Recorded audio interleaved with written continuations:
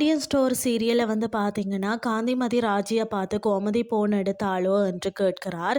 அதற்கு ராஜி இல்லை என்று சொன்ன உடனே காந்திமதி தனக்கு என்னவோ தப்பா தோணுது என்று சொல்லிட்டு அழுகிறார். பிறகு கதிர் எல்லா கோவிலையும் தேடி பார்த்துட்டு நான் அம்மா வந்து இல்லைன்னு சொல்கிறார்.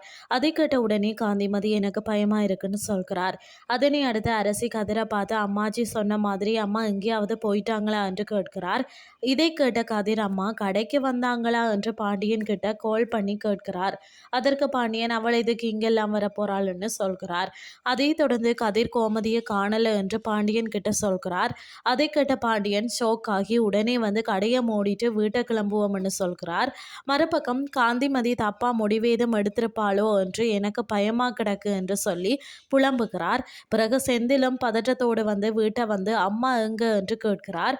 அதனை அடுத்து காந்திமதி எல்லாரும் வந்து இனி கோமதியை மறந்துட வேண்டியதுதான் என்று சொல்லி அழுகிறார். இதெல்லாம் கேட்ட கதிர் நீங்க இவ்வளவு நாளா கதைக்கல என்று அம்மா எவ்வளவு ஃபீல் பண்ணினாங்க தெரியுமா என்று சொல்லி பாண்டியனை பேசுகிறார்.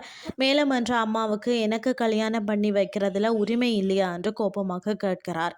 மறுபக்கம் செந்திலும் தன்ற பங்கிற்கு பாண்டியனை பேசி கொண்டிருக்கிறார். இதுதான் இன்றைய நாளுக்கான எபிசோட்.